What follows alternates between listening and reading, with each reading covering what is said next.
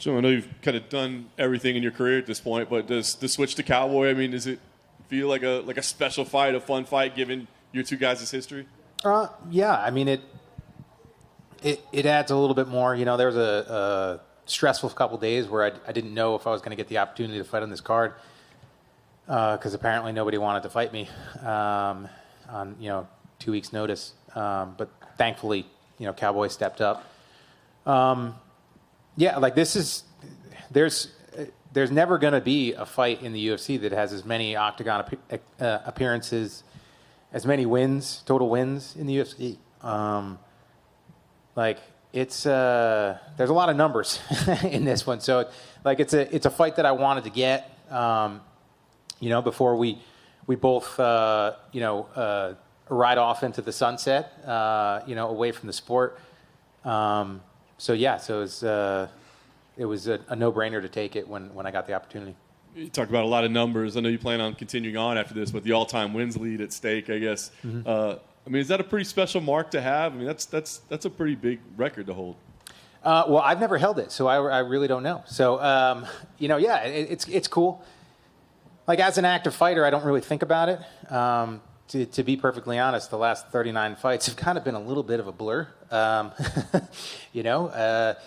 With family and just some of the other bullshit that I've dealt with outside, and then training camps and fighting, and I get very focused. I'm good at focusing myself and just worrying about the task at hand. So I don't really step back and think about the numbers all that often, but. Yeah, it's a cool feather in the hat to have, I'm planning on taking it on Saturday night. Was this a fight that you wanted over the years that you got to have that one back? There are a few more that kind of rank up there. I'm not the type that looks back, and it's a detriment sometimes that I'm good at what's right in front of my face. So I don't really think about some of those fights. There have been a few more that other fights that I'm like, oh man, like if I had done one thing, this thing, that thing. But as a competitor, I do want that opportunity for redemption. I know where I was at leading up to that fight. It was not an easy camp. It was not an easy time in my life. I'm 8 years older now. I'm not 30 years old and ranked in the top 10 anymore. But I know that I'm a much more dangerous fighter today than I was back then. And I'm ready to prove it. I like it. Last thing for me, I guess, what kind of fight do you think we see? I mean, you two crafty veterans in there. Do you think it's going to be a back-and-forth battle, or you've shown the ability to get things done too? I don't really. I try not to plan it out. I'm not good at that. I'm not even the guy that's 3 moves ahead of somebody. I'm the elevator music. Don't even worry about it, and just bite down on my mouthpiece and go kind of guy. So. I do remember what happened in the last fight, and I know that Cowboy is a dangerous guy, I've also seen his last couple fights, so I'm looking to connect and hurt him and end it violently. That's always my goal. 39 fights, 23 wins in the UFC. 51 fights altogether. I think there's one time in my very first professional fight that I was smiling and happy about winning a decision. So that's never my goal. It never has been my goal. It never will be my goal. And if I get to that point that I'm just trying to game the clock, game the system, and hope that 3 individuals on the outside are choosing me to win, then I know that it's time for me to pack it up. I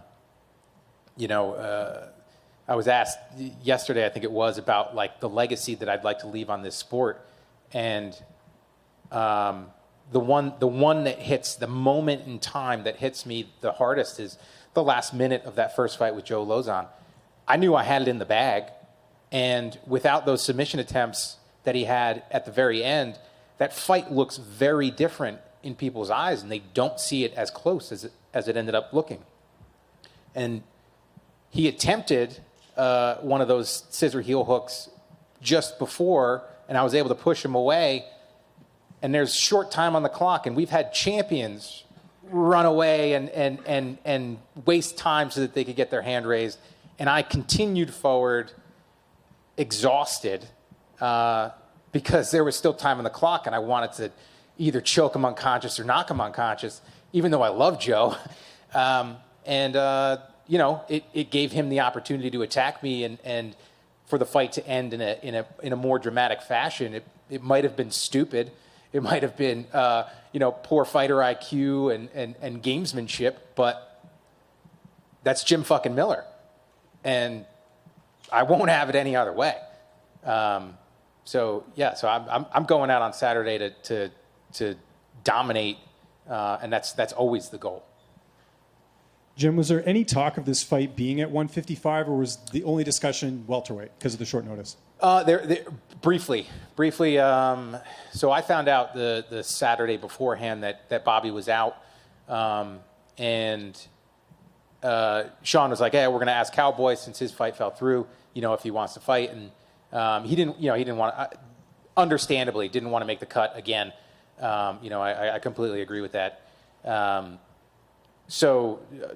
For a few days there, I guess nobody accepted the fight, and then they went back to him at 170s, and I got the call on that Thursday, like literally maybe 20 minutes before it broke. Okay. I think you guys knew before I knew, it was like, hey, Cowboy said yes. What do you think of 170s? And I said, let's fucking do it. How much weight do you have to cut? Do you have to cut much to get to 170? I was walking around like 167, 168, preparing for the cut for 155. So I've been able to eat a little bit more, and I'm still eating salt and I'm still eating carbs, so I'm happy right now. Yeah. So, do you think we'll see a better fight just because there isn't the weight, the depletion, and both of you are, you're healthy, you're eating a lot. Like, do you think this could be even better? Than what would be expected at 155? There's definitely potential. Yeah. I've always wondered what it would be like to not have to cut anything and to just walk into a fight. And it's kind of one of those things. It sucks that cutting weight is part of the game. I don't want to get into my potential ideas for fixing it. I don't know if we have enough time for that. I think I'll need to do a TED Talk, but it's part of the game. There are fighters that don't do it as much, and I commend them. And they've got stones to do it because it's difficult. Because everybody does do it, and it's kind of one of those things. If they're jumping off the bridge, then are you going to do it? Well, they're also going to punch me in the face and be 20 pounds heavier than me. So yes, Mom, I'm going to jump off the bridge. I'm excited to see what it's like to not have to cut, not have to deplete myself, because you always feel it. Yeah. It really doesn't matter. You always feel it. Just last one for me. What type of camp have you had leading into this fight? You're preparing for Bobby Green, fighting Cowboy Cerrone. Were there any major switch-ups as far as camp? No. One, there wasn't enough time to really do anything. And two, I don't really focus on my opponents. I've seen my peers do it in the past, and I've been guilty of it as well, expecting a fighter, a professional athlete, to not change, to not adapt, to not fill up holes, to not learn something new. And that's a dangerous thing. So my fight camps, it's like 90%, 95% me just getting ready, working on my weaknesses and making sure that my strengths are as strong as they can be, being in good shape, being healthy, so that I'm ready on fight night. Because push comes to shove, if I can make anybody in the world fight a Jim Miller fight, I can beat them.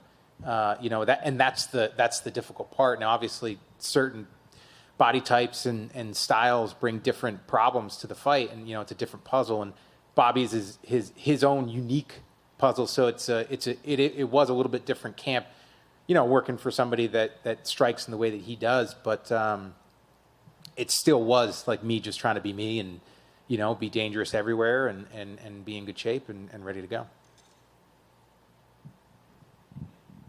Jim, just a ideal scenario with the changing opponent. Yep. But then you get another living legend. Yep. And international fight week. Could it have been any better than that? Not really. No. Like I said, I mean, for it to come together like this, be 40,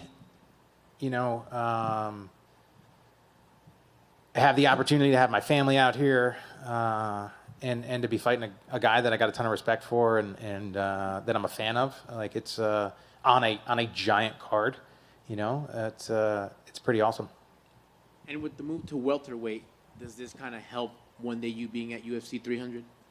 I don't really think it has anything to do with that. It's the cuts are not, they're never fun. But I've got it pretty dialed in at this point. It's part of my job that I take very seriously. While I don't enjoy doing it, it's to be a professional. I believe you have to take it seriously. So, like nowadays, I don't walk around at the weight that I used to. I for a few years there, I was walking, around 190 pounds, fighting at lightweight, and I still had a six pack. It was like still, so there were actually, I told my coaches, it's like, hey, because I saw a significant increase in power when I'd be like over about 184, 185, and it's like, man, if I cut to 70s, I don't know if I'm still going to have that power. I'd almost rather walk into the octagon at 185s. Now, granted, I'd be fighting guys that are 205 pounds, but at least I wouldn't be going through the weight cut. But yeah, being on antibiotics for so long that absolutely destroy your insides, and it was hard to keep up with, is all I'm going to say. So I ended up losing a significant amount of weight, particularly in 2016. So I usually don't walk more than about 175 these days. Excellent. And last thing for me, if you could elaborate, you mentioned for the first Cowboy fight, there were a couple issues. Mm-hmm. I'm assuming they're not here now, if you want to kind of touch on that. Yeah, I was going through, a gym change at the time, right? Had been dealing with some drama and stuff like that at the gym that I'd been training at. So I was opening up my own place. I ended up banging up both of my feet pretty bad. And then I was dealing with a neck injury that I suffered 10 days before I fought Yancey. Actually, I have it on film. It's the most unspectacular thing you've ever seen in your life. I was sparring with Mickey Gall, who was like... feels like he was 15 at the time. He was probably like 20. Or maybe he would have been 22. I think he's 30 now. Sorry, Mickey. But he threw a hook, and I went to body lock him, and his chest hit my head since I'm a short little shit. And I ended up getting like a whiplash injury. And I felt it like pop, and we had 2 minutes left. It was the last round of the day. So I sucked it up. I got through the round, and it's like, man, I'm going to be hurting later, and I sure as hell was. That following day on Thursday, so 9 days from the fight, I couldn't move. Ended up going and getting some work done on Friday and Saturday. Took Sunday off. Got work done on my neck on Monday. Headed down to Maryland on Tuesday. Was able to get through fight week, barely warmed up, for the fight. Luckily, had the fight, nothing happened.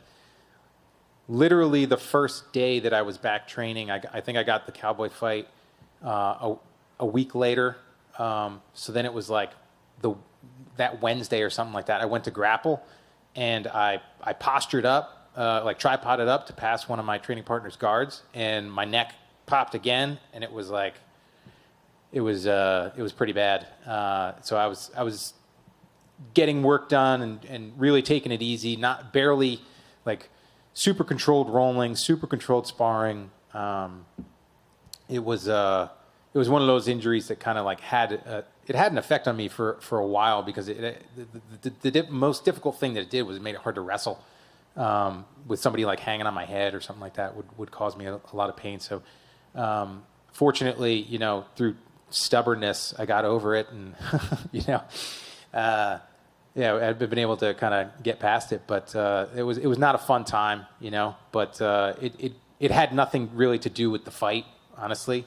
You know, it's not like it hurt me in the fight. You know, it probably affected my preparation, but you know, because you are what you have done the last couple weeks leading up to a fight, you know, where habits matter. So I wasn't, you know, I wasn't at my peak and my point at that point, but you know, I really wanted to fight, so I took it.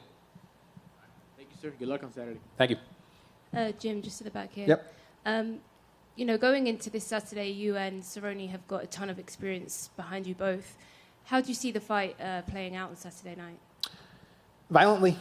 Yeah, you know, like I said, I know what he's capable of. He's a dangerous guy, and that's why I like watching him fight. But I've also seen his last couple fights, and I know that he's, you know, hasn't been taking damage well. So I have to be smart. I have to be quick, and you know, like I said, I have to make it a Jim Miller fight, and like I had said too, I know that I'm the most dangerous that I've ever been, because of the guys that I have around me, because of my team, because of my coaches, and because of what I like to think is usually pretty smart training. You know, I definitely do stupid stuff here and there, but you know, yeah, I feel good. So like I said, I know what he's capable of. He's definitely capable of hurting me, but I'm more than capable of hurting him as well. So I see a violent fight, you know, on ABC. So I hope the fans tune in.